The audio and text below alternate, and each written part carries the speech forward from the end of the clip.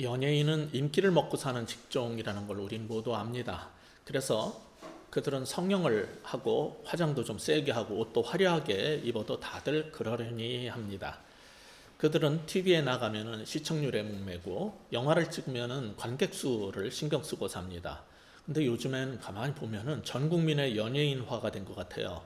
연예인이 아니더라도 상당수의 사람들이 얼굴은 뭐 V라인, 몸매는 S라인, 노래에 따라서 살려고 애쓰다가 보니까 같이 뭘 먹거나 뭐 할 때마다 저는 다이어트 중이에요 뭐 이런 식으로 계속 얘기를 합니다. 공부하는 학생들까지 화장을 하고 옷과 액세서리에 신경을 쓰고 삽니다. 게다가 유튜브가 확산되면서 이제는 초중고등학교 학생들까지 조회수를 올리기 위해서는 무슨 짓이든지 할 기세입니다.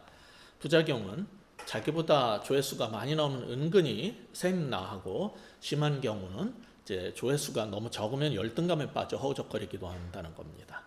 다들 연예인처럼 사는 것 같아요. 모두 자기만 봐주기를 바랍니다. 너도 나도 은연중에 인기에 목말라 있습니다. 오늘 본문의 사울도 처음에 이스라엘 왕이 되었을 때는 다른 사람들보다 9장에 보면 키가 어깨 이만큼 훨씬 컸기 때문에, 또 준수했기 때문에 모두 좋아했어요. 10장에 가보면 그의 인기는 어느 연예인 못지않아 가지고 모든 백성들이 그를 향해서 만세를 외쳐 불렀어요. 11장에 가도 이스라엘 사람들이 그를 크게 기뻐했다는 게 나옵니다. 그러자 그는 하나님 말씀에 순종하기보다는 자신의 생각에 옳은 대로 행동하기 시작했어요. 그 결과 하나님은 제사장 사무엘을 통해서 하나님의 마음이 합당한 다른 사람을 뽑아서 왕으로 세우셨습니다. 그게 13장이에요. 하나님께서 그런데 이 사울을 대체할 사람을 뽑으러 사무엘을 보낼 때 신신당부한 게 뭐냐면 16장 펴보세요. 7절에 보듯이 용모와 키를 보지 말라는 거였어요. 그러면서 유명한 말씀이 나오죠. 사람은 외모를 보나 여호와는 중심을 보느니라. 그 말씀이 여기서 나오는 겁니다. 그러나 우리는 여전히 여호와는 중심을 보나 우리는 외모를 보느니라고 외칩니다. 이세 자랑스러운 7 아들을 다 봤는데 하나님께서 아무도 택하지 않자 할 수 없이 이거밖에 없냐 그래가지고 그 자리에 부르지도 않았고, 양이나 치고 있으라고 했던 다윗을 막내를 소환했는데 그가 하나님의 원픽이 돼버린 거예요. 우리말 성경의 16장 12절을 보면은 여전히 사울을 사실 뽑을 때도 그랬지만은 이 다윗을 선택할 때도 왜 뽑았냐면은 빛이 붉고 눈이 빼어나고 얼굴이 아름답더라고 외모지상주의처럼 번역을 해놨어요. 근데 이게 원래 뜻하는 바는 뭐냐면 그것은 하나님 보시기에 영혼감이고, 빛이 붉고는 하나님 보시기에 영혼감이고, 그 다음에 눈이 빼어나고가 아니라 눈에 아름다움이 담겨 있고, 얼굴이 아름답다는 게 아니라 보시기에 좋았더라는 뜻입니다. 그러니까 그냥 외모가 너무 이뻐서 뽑은 게 아니라 영혼감이고 눈의 아름다움이 진실이 담겨있고 보시기에 좋았기 때문에 뽑았다는 거예요. 촌구석에 사실 사무엘 제사장 같은 분이 오셨는데 들에서 너는 양이나 치고 있어 그러고서는 소개도 시켜주지 않았던, 세상에서 완전히 무시당했던 찌끄레기 이 다윗이 참 어떻게 뽑혔을까? 우리는 여러 가지를 생각을 해보게 됩니다. 정말 귀한 거는 형들은 다 그 제사장 만나게 해주고 자기는 가서 양이나 치고 있으라고 그랬는데 아무 불평 없이 성실하게 맡겨진 바 자기 일만 하고 있던 다윗을 하나님께서는 선하게 여기셔서 기름 부으신 것 같아요. 이제 17장에 가면은 골리앗을 앞세운 블레셋 군이 쳐들어와서 전쟁이 벌어졌을 때도 이새의 큰 세 아들은 사울 왕과 함께 전쟁에 나갔어요. 다윗은 여전히 아버지한테 심부름이나 받아야 했어요. 형들한테 가서 이 볶은 곡식과 빵과 치즈 갖다 주고 잘 있는지 증표를 갖고 와라, 뭐 이런 심부름이나 시켰었죠. 그런 막내였어요 여전히. 그러나 블레셋 군대들이 하나님의 군대를 모욕하는 걸 보고 이 분기탱천에서 사자 곰으로부터 양을 지킬 때 사용했던 물맷돌로 골리앗을 해치우자 사울 왕의 눈에 들어서 집에 못 가게 하고 자기 옆에 있으라고 두고 군대 장수로 썼어요. 그는 결국 우리가 보고 있는 이제 사무엘상 18장에 들어와서 5절에 보듯이 사울이 내보내는 전쟁마다 나가서 승리를 이끌어내 가지고 백성들은 물론 사울 왕의 신하들한테까지 인정받는 사람이 되어버렸어요. 이처럼 사람들 보기에는 나이도 어리고 조그맣고 별 볼 일 없어 보일지라도 맡겨진 일에 대해서는 목숨을 아끼지 않고 곰과 사자로부터 양을 보호했고, 또 여호와의 이름을 모독하는 군대 앞에서는 목숨을 걸고 믿음으로 나가서 이렇게 싸웠기 때문에 그는 영향력도 커졌고 사람들한테 인기도 올라간 겁니다. 그런데 성경은 다윗이 그런 성공을 거둔 근본적 이유를 뭐라고 말합니까?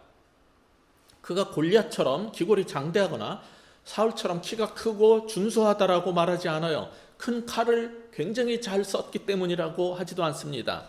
우리 성경에 본문 12절에 보시면은 우리 같이 한번 읽어볼까요? 시작. 여호와께서 사울을 떠나 다윗과 함께 계심으로 사울이 그를 두려워한지라. 여기에 다윗과 여호와께서 함께 계셨다라는 게 나오죠. 그 다음에 14절도 읽어보실까요? 시작. 다윗이 그의 모든 일을 지혜롭게 행하니라. 여호와께서 그와 함께 계시느니라. 반복해서 여호와께서 그와 함께 계시다는 거예요. 사실 28절 후반부에 가시면은 28절에 가면은 여호와께서 다윗과 함께 계심을 사울이 보고 알았고, 그러니까 이게 계속 18장에서 3번이나 계속 반복되는 이 다윗의 성공 이유를 한마디로 말해서 뭡니까? 여호와께서 함께 계시기 때문이라는 거예요. 이게 참된 성공의 비결이라면은 우리가 사모해야 될 것은 뭡니까? 오늘 본문의 첫 번째 교훈은 그래서 이겁니다. 하나님께서 함께 해주심을 사모하자는 겁니다. 하나님께서 우리와 함께 해주심을 사모하십시다. 그렇게 해서 이제 6절부터 9절을 여러분이 본문을 보시면 사울이 내보낸 전쟁마다 나가서 승리하고 돌아오게 됐어요. 그 다윗에 대해서 백성들이 환호를 하는 게 나오는데, 복음서에 보면은 장례 때에는 곡하는 여인들이, 애곡하는 여인들이 있다는 게 그 풍습을 우리가 알 수 있잖아요. 똑같이 고대 근동의 풍습 가운데는 병사들이 승리하고 전쟁에서 돌아올 때 거리에 나가가지고 환영하고 환호를 전문으로 하는 여자들이 또 있었어요. 그러니까 이런 승리의 그 행진이라든지 장례 때마다 다 곡하는 여자나 환호하는 여자들이 있었어요. 요즘에도 우리 북한 그 보면은 우리 대통령이 가면 공항부터 한복을 차려입고 종이꽃이 들고 막 강정강정 뛰면서 열렬히 환호하는 그런 거 있지 않습니까? 옛날엔 그게 이제 더 했던 것 같아요. 그런데 거기에는 그 업이기 때문에 나온 사람도 있지만은 전쟁마다 나가면은 이게 이기고 온다는 이 다윗 장군을 보고 싶어가지고 나온 여자들도 꽤 많았을 거라고 생각이 들어요. 그래서 그들은 막 환호를 하면서 인파를 이뤘는데, 이럴 때 우리가 주의를 해야 될 게 있어요. 아무리 승전한 장군을 우리가 좋아하고 환영해도 왕보다 더 칭송하면 안 되는 거예요. 이게 왜 그러냐면 세상은 정말 악하기 때문에 우리가 사랑하는 떠오르는 스타, 라이징 스타라는 사람 또는 잠룡이라고 불리는 사람이 있을 때 우리가 너무 환호를 하잖아요. 그러면은 그를 표적으로 삼아가지고 권력을 가진 사람이나 정적들은 그를 미리부터 싹을 잘라버리려고 들어요. 그래서 내가 좋아하는 인물이 이 다음에 크게 쓰이지 못하고 화를 입을 수 있기 때문에 사실 조금 조심을 해야 돼요. 즉 아무리 다윗이 인기가 높고 사람들이 좋아해도 어느 정도 선을 지켜줬어야 되는데, 당시에는 그 정도로 정치적이거나 계산적으로 사는 시대가 아닌지라 여자들은 마음에 내키는 대로 아마 순수하게 다윗을 칭송했던 것 같아요. 그래서 7절에 보면은 사울이 죽인 자는 천천히요 다윗은 만만히로다 막 이러고서는 환호를 해버린 거예요. 사람들이 왕인 사울보다 다윗을 더 높이 칭송했어요. 그 결과는 뭘까요? 뻔합니다. 8절에 보듯 사울 왕은 불쾌하여 심히 노했어요. 엄밀히 말해서 이스라엘 여인들이 그리 크게 잘못한 게 아닙니다. 사실 왕이 이번 전쟁에서 한 게 뭐가 있어요? 다윗이 죽음을 무릅쓰고 이룬 성과인데 백성이 칭송한 건데 사울은 시기와 질투에 사로잡힌 겁니다. 게다가 사울 왕을 그렇다고 칭송을 안 하고 다윗만 드높여 준 게 아니잖아요. 실제 전쟁에 나가서 싸우지 않았어도 왕이니까 사울은 천천히라고 해줬잖아요. 그리고 전쟁에서 실제로 고생을 하고 승리하고 귀환한 주인공 다윗은 조금 더 칭송해줬을 뿐이에요. 그런데 사울은 시기와 질투에 사로잡혀서 분노한 겁니다. 아마 사울은 천천히고 다윗은 만만이 아니라 왕인 사울도 만만이고 다윗도 만만이라고 똑같이 칭송했어도 프리드만이라는 구약학자가 지적했듯이 사울은 그래도 열받았을 거예요. 이게 쫌스러운 지도자들의 특징입니다. 다들 나만 바라봐야 되는데 다른 사람을 바라본다는 거 이거 참을 수 없는 사람들이 있어요. 다들 나만 좋아해야 되는데 또 다른 사람을 나보다 더 사랑하고 주목해 본다는 게 이게 견딜 수 없는 사람들이 있어요. 이게 많이 가지고 높이 올라가면 안 그럴 것 같죠. 근데 세상 말대로 가진 사람이 더해요. 항상 사울은 내가 왕이니까 다들 나만 칭송해야 되는데 다른 사람을 나보다 더 칭송하니 견딜 수가 없었던 거예요. 이런 상황을 성경이 왜 보여줄까요? 우리에게 무엇을 가르쳐 주려고 하는 걸까요? 오늘 본문의 두 번째 교훈입니다. 하나님께서 다른 사람이 잘되게 해주심을 기뻐하라는 거예요. 그런 걸 배워야 돼요. 우리는 나만 잘되기 위해서 교회 나오고 기도하고 열렬히 그러는 게 아니라 나와 우리 가족을 위해서도 기도하지만은 하나님께서 다른 사람을 잘되게 해주시면 그것도 기뻐할 줄 알아야 돼요. 이 일 후에 사울은 9절에서 보듯이 모두가 다윗을 주목하니까 자기도 다윗을 주목하게 됐어요. 이건 근데 좋은 의도나 바른 마음이 아니었어요. 주목해 보았다라고 번역한 이 구절을 NIV 영어 성경은 질투하는 눈으로 바라봤다 이렇게 번역을 했어요. 이것은 고린도전서 지난주에 13장 4절에서 본 것처럼 사랑은 시기하지 아니하며 하고 완전히 반대인 행동 아닙니까? NASB 영어 성경은 이 부분을 다윗을 주목해봤다라는 이 부분을 또 뭐라고 번역을 했냐면은 다윗을 의심의 눈초리로 서스피션으로 바라봤다는 거예요. 사울은 도대체 뭘 의심한 걸까요? 8절 후반부에 나오죠. 뭐라고 그랬어요? 자기의 기득권이고 권력인 나라를 빼앗길 것 같다라고 염려를 한 거예요. 다윗의 삶을 다룬 성경의 모든 부분을 보면은 다윗은 감히 그런 생각이나 역모의 마음이 전혀 없었어요. 그는 굉장히 겸손한 사람이었어요. 그러나 사울은 왜곡된 눈초리로 보고 의심을 하기 시작한 거예요. 하지도 않은 일을 했을 거라고 미리 확신해서 미워하는 거. 이런 마음을 오늘 본문 10절은 무엇 때문이라고 그래요? 그 이튿날 하나님께서 부르시는 무엇 때문에? 악령. 이런 게 그냥 내가 시기 질투가 아니에요. 이건 다 뭐가 하는 일이라고요? 그건 악한 영에 사로잡힌 일이라는 거예요. 사실 이 부분은 성경에서 어려운 난제 중에 하나입니다. 왜냐면은 우리말 성경은 하나님이 부리시는 악령 이렇게 번역을 해놨는데 영어 성경은 다 뭐라고 번역을 해놨냐면 evil spirit from Yahweh 이렇게 번역해놨어요. 하나님으로부터 나오는 evil spirit, 악령이라는 거예요. 그러면 하나님 안에 악령이 있다가 나왔냐는 거죠. 그런 질문이 생기기 때문에 학자들마다 이거를 신학적으로 설명하려고 굉장히 많이 애를 썼는데 사실 이건 신학적 문제가 아니라 이 데이빗 스무라라는 구약학자가 지적한 것처럼 이건 번역상의 문제예요. 하나님께서 부리시는 악령 혹은 하나님으로부터 나오는 악령이 사울에게 힘있게 내리매라는 이런 번역보다는 어떻게 번역을 해야 되냐면 하나님의 영이 사울에게 파멸이 악이에요. 하나님의 영이 사울에게 악의 결과를 낳게 역사를 하기 시작했다. 이런 말로 번역을 해야 되는 거예요. 저는 그게 훨씬 일리가 있다고 생각을 합니다.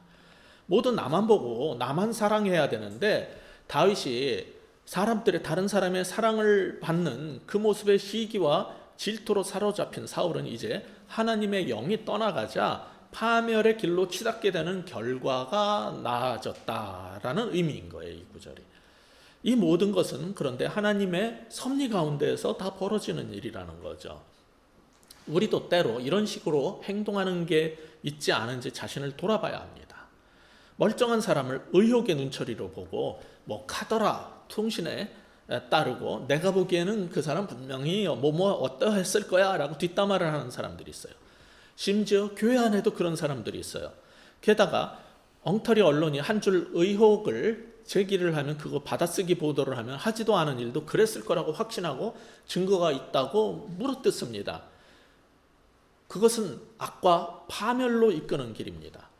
오늘 본문 18장 10절에 보면은 하나님이 주시는 온유와 자비와 오래 참음 같은 사랑의 영이 떠나자 사울은 파멸의 세력에 완전히 강력하게 장악되고 말았다라고 가르치고 있는데 이거는 사실 여기서 처음 벌어지는 게 아니에요.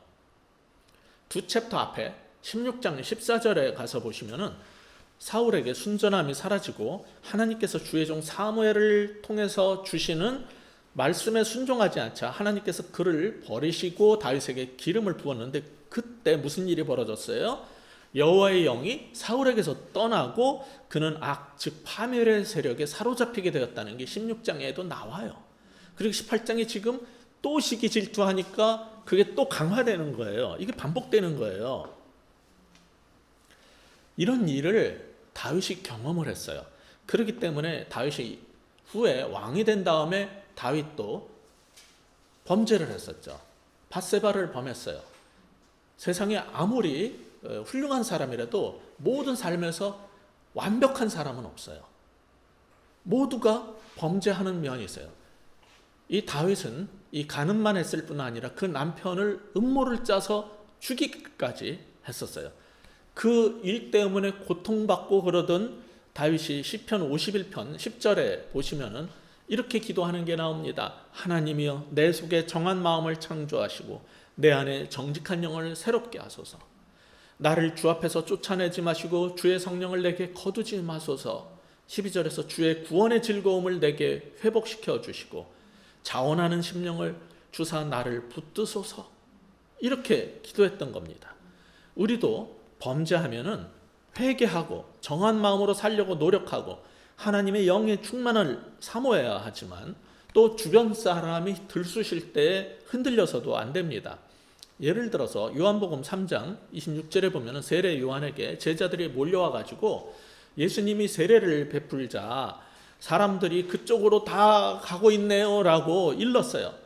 사실 그렇게 말 안 해줘도 요한도 눈이 있고 다 세상 보는 게 있는데 돌아가는 상황 대충 알았을 거예요.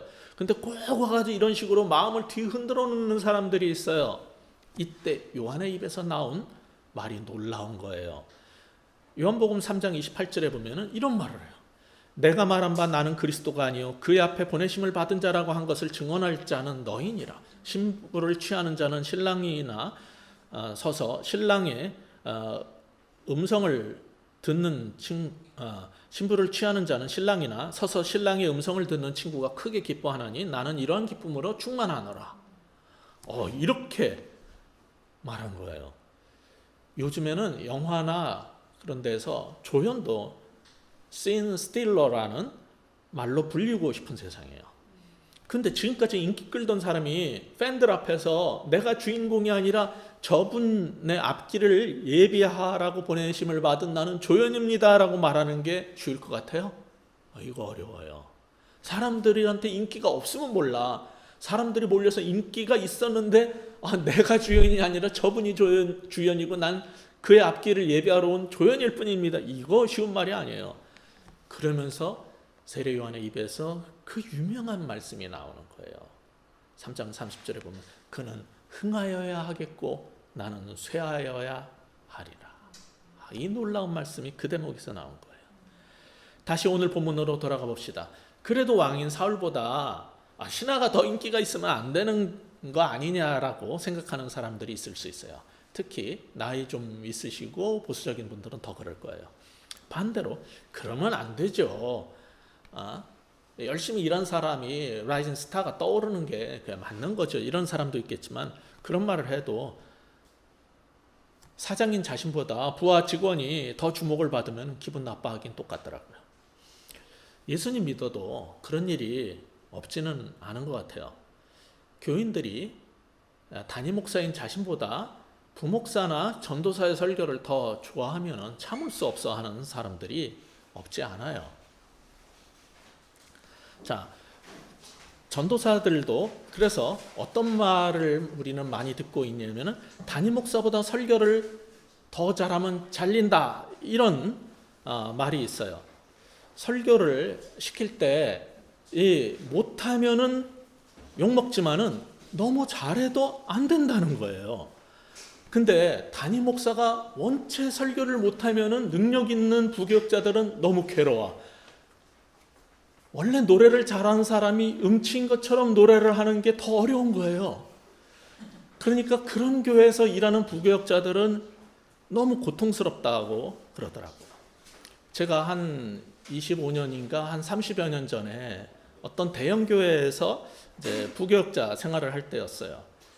그 당시에 성경 공부반 같은 걸 열면은 제가 열은 반은 그 당시에 이제 한 번에 막 우리가 50개 정도씩 여러 클래스를 열었었는데 제가 성경 공부반을 열으면은 하루도 안 돼서 다 막 100명, 200명으로 다 마감이 돼서 더 큰 교실에 들어갈 수가 없으니까 막 차고 계속 그런 게 할 때마다 반복이 되는데 여러 반에서 이제 성경부가 끝나고 나올 때 복도에서 어느 분이 그러더라고요. 목사님 인기가 하늘을 찔러요. 집사님 그런 얘기 하시면 안 돼요. 큰일 납니다. 조용히 해주세요. 이랬어요. 그 말이 담임 목사의 귀에 들어가는지 안 들어가는지는 제가 확인도 안 했기 때문에 모르지만은 저는 이렇게 사울이 다윗을 시기하듯이 그런 어려움을 겪지 않았어요. 오히려 담임 목사님이 미국 갔을 때 제가 주일 설교를 한 것을 이제 녹음 테이프를 와서 들으시고 내 설교보다 더 영양가가 있는 것 같아요. 뭐 이런 말은 제가 들었어도 그것 때문에 고통받지 않았어요. 그러나 아까 말씀드린 것처럼 어떤 지도자들은 좀스러워가지고 자기보다 잘하는 사람이 있으면 그거를 두고 볼 수가 없고 어떻게 왕인 나를 두고 신하인 다윗을 만만이고 나한테는 천천밖에 안 해주냐, 이렇게 열받는 사람들이 있는 게 현실인 겁니다. 그러면서 그 사람이 열받는 근본적인 이유를 두려움 때문이라고 성경은 말하는데 8절에 보면 뭐 때문이라고 그래요? 그가 얻을 것이 나라 말고 뭐냐 이제. 내가 갖고 있는 이 기득권과 권력과 이 모든 것들을 이제 뺏기게 된단 말이죠. 그게 이제 두려운 거예요. 다윗은 사실 영모를 꿈꾸는 사람이 아니었지만 악한 영에 사로잡힌 사람은 그의 순수함을 보지 못하고 그저 나쁜 사람 취급하는 거예요. 기분 상하고 밉다고 설교를 들어보지도 않고 싫어요부터 누르고 나가는 사람들하고 똑같은 겁니다. 오늘 본문에 사울은 떠오르는 별, 라이징 스타예요.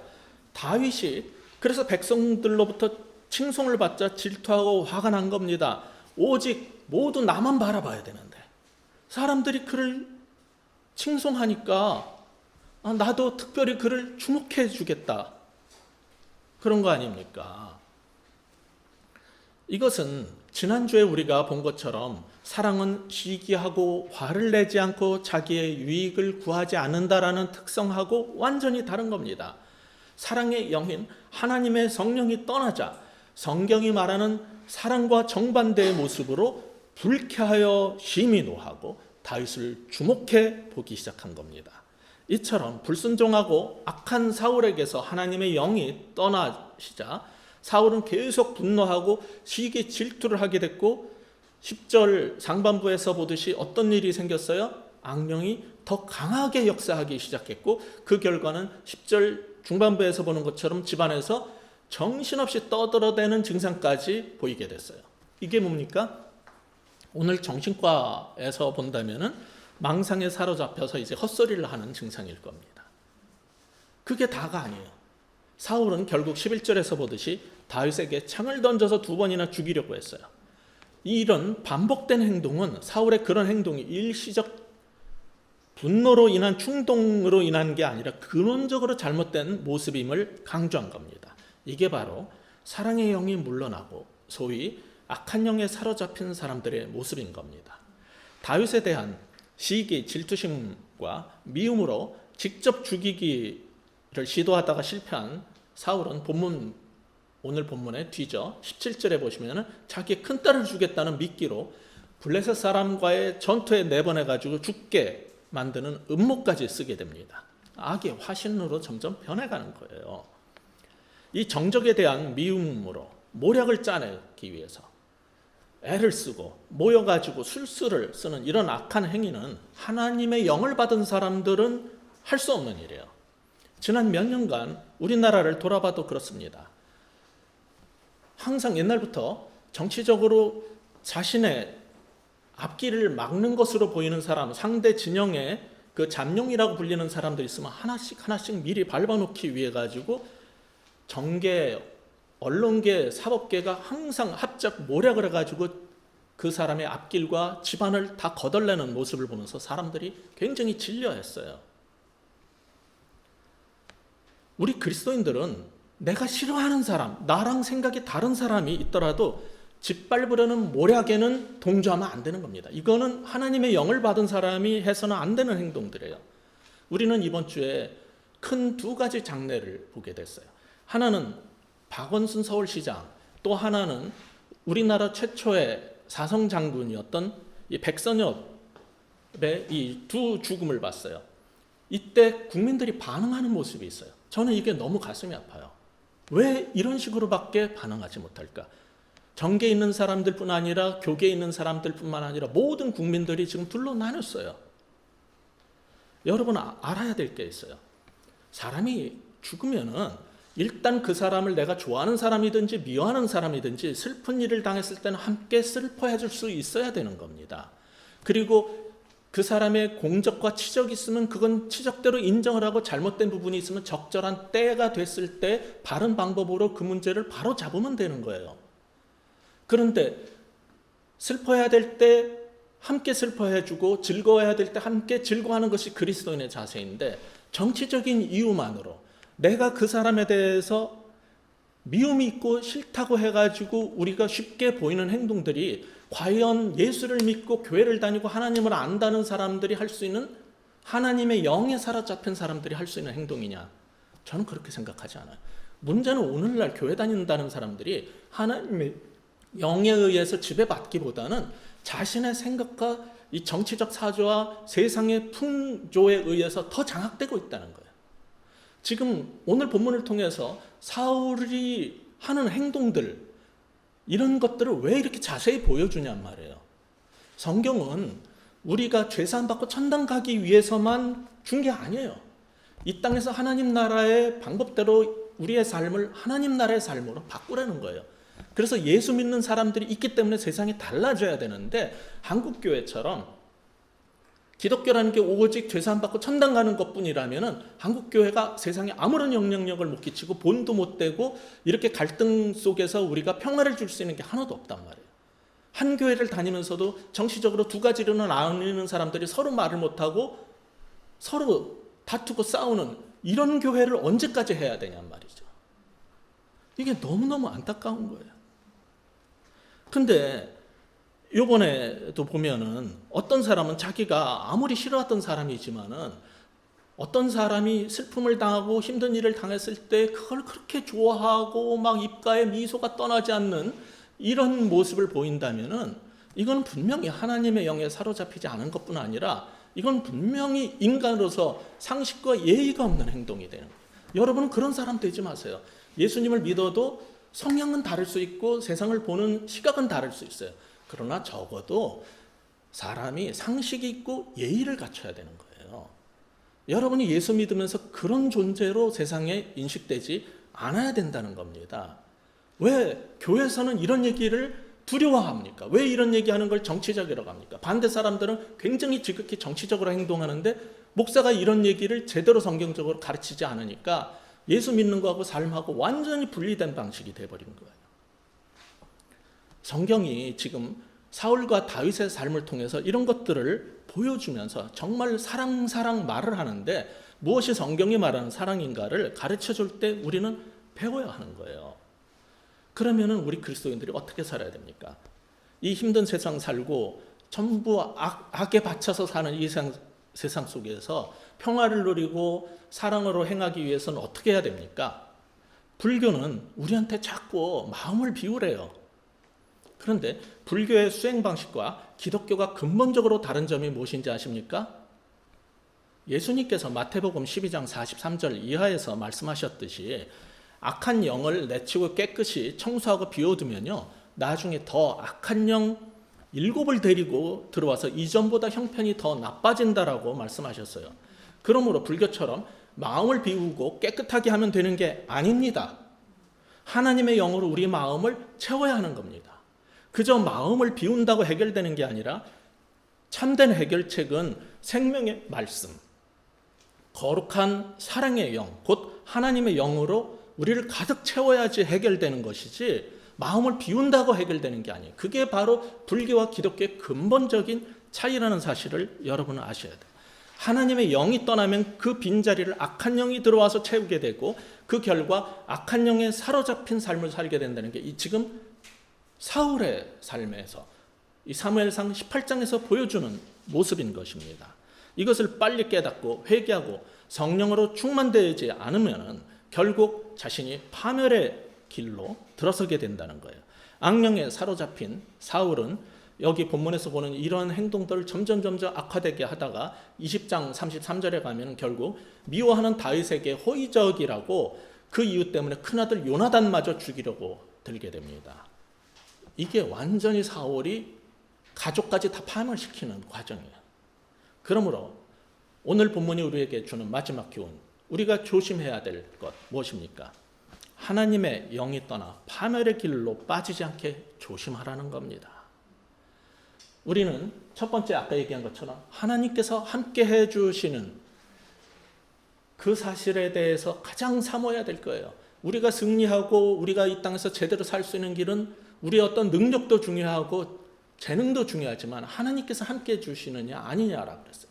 두 번째로 어떤 사람에게 내가 기도하는 것처럼 나와 우리 가족만 잘 되게 해주는 게 아니라 또 다른 사람을 잘 되게 해주시면 그것도 기뻐할 수 있는 사람이 돼야 된다는 거예요.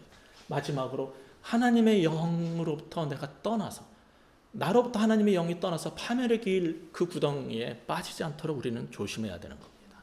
사울은 악한 영에 사로잡혀서 다윗에게 창을 던져 죽이려고 했던 사건에 대해서 요즘 같으면 기자들이 가서 왜 그러셨어요? 이렇게 물어볼 겁니다. 이제 그 은팔찌 차게 되면은 그러면은 아마 사울은 전 그런 적이 없어요. 전쟁을 치러야 할 장소로서 잘 준비된 훈련 차원에서 연습 좀 시킨 걸 그렇게 왜곡하시면 됩니까? 섭섭합니다. 뭐 이럴 거예요. 다 정치인들 그러더라고. 지속적 폭력 때문에 고통받던 철인 3종 경기의 최숙현 선수가 삶을 접었을 때 기자들이 가해자들한테 미안한 마음 없으십니까? 라고 물었을 때 지금하고 달리 처음에 뭐라고 대답했어요? 그 주장, 남자 선배, 감독, 팀 닥터도 아니면서 팀 닥터라고 했던 이 사람들, 우린 전혀 그런 일을 한 적이 없어요. 그 행태를 보면서 저는 인간이 얼마나 악랄할 수 있는가를 봤어요. 항상 매번 그런 거를 반복해서 확인합니다. 사람들은 정말 악독하게 행동해요. 그게 하나님의 영이 아니라 악한 영에 사로잡힌 인간의 모습인 거예요. 우리는 그런 악당은 아니에요. 그렇지만 내가 널 사랑해 아끼는 만큼 너도 나만 바라보고 살아야 한다는 사람들이 있어요. 그건 집착입니다. 나 말고 다른 사람에게 잘해주는 걸 볼 때 불타오르는 시기와 질투는 사랑을 독점하려는 죄성에서 나온 겁니다. 부모의 사랑을 독차지하다가 동생 본 첫째 아이와 같은 수준인 거죠. 엄마는 나만 위해 존재해야 되고 목사님도 나만 위해 줘야 되고 하나님도 나를 위해 존재해야 된다는 생각을 하는 사람들이 너무 많은 거예요. 본문의 사울도 모두 나만 봐야 되는데 사람들이 다윗에게 환호를 보내고 사랑을 나한테 올 사랑을 뺏겼다고 생각해가지고 화가 났고 결국 죽이려고 든 것입니다. 성경은 이것을 악한 영에 사로잡힌 것 때문이라고 분명히 말하고 있어요. 최근 보도에 의하면 유명희 산업통상자원부 교섭본부장이 WTO 차기 회장에 출마를 하자 일본 정부가 한국인이 회장이 되면은 안 된다면서 유럽 국가들하고 연합을 해서 나이지리아 후보를 밀기로 했답니다. 일본은 우리나라가 그 미국에 의해서 G7에 추가되는 것도 반대를 했는데, 이 모든 이유가 뭐냐면 아시아에서 자기네 일본 외에 다른 나라, 특히 한국이 세계 정세에 영향력을 발휘하고 주목받는 꼴을 못 보겠다는 거예요. 이걸 보면서 소득이 높아도 저렇게 살면 안 되는구나 라는 걸 우리는 배우게 돼요. 물론 불신자만 이러고 사는 게 아닙니다. 민수기 11장 25절에 보면 하나님께서 모세에게 부어주셨던 성령을 그를 도와서 일해야 될 70 장로들에게도 동역자들에게도 부어주시자 이건 축복이에요. 근데 문제가 발생했어요. 축복은 종종 사람들 사이에 분쟁과 문제를 동반하는 것 같아요. 모세가 세운 70인 중에 게다가 집에 있고 집회에 나오지 않은 엘다카 메다시라는 사람에게까지 성령을 부어주셨어요. 그걸 본 한 사람이 이건 좀 아니지 않냐 그래가지고 모세에게 쪼르륵 달려가지고 불평을 했습니다. 그걸 본 젊은이뿐만이 아니었어요. 모세를 도와 함께 일해야 했을 70 장로 중에 넘버 2였던 여호수아까지 못마땅해서 모세한테 와가지고 그들이 예언하는 것을 말리소서라고 간언을 했습니다. 그때 모세가 무엇이라고 말했는지 기억나십니까? 민수기 11장 29절에 보면 모세가 그들에게 이르되 내가 나를 두고 시기하느냐 여호와께서 그의 영을 그의 모든 백성에게 주사 다 선지자가 되게 하시기를 원하노라. 이게 하나님의 영에 사로잡힌 성령 충만한 사람의 모습인 겁니다. 이게 백성을 사랑해서 모두가 잘 되기를 바라는 사람의 모습인 겁니다. 하나님께서 쓰시는 위대한 종 모세와 오늘 본문에 우리가 보는 것처럼 시기심에 불타올라 자신을 망친 사울은 얼마나 다른 행태를 보입니까? 얼마나 대조되는 행동을 보입니까?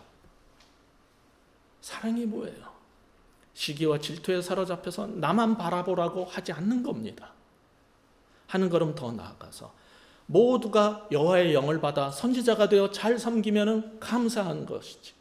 나는 천천히지만 곳곳에서 영향력을 그가 발휘해가지고 사람들에게 만만이라고 칭송받으면 나는 기쁨이다라고 세례요한처럼 말할 수 있어야 돼요.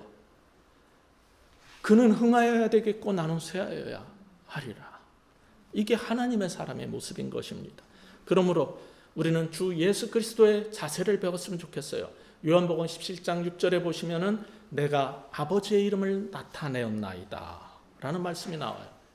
요즘 시대는 다들 나를 봐달라면서 자신의 이름을 나타내기 위해서 몸부림치는 세상인데 자기 이름이 아니라 나를 보내신 이의 이름을 드러내기 위해서 사신 분이 어디 있습니까? 그분이 우리 주님인 것입니다. 그 삶이 우리 인생의 기준이 되어야 되는 겁니다. 저는 천천히일지라도 여러분은 사람들 보시기에 다 만만히 되시기를 주의 이름으로 축복합니다. 기도하시겠습니다.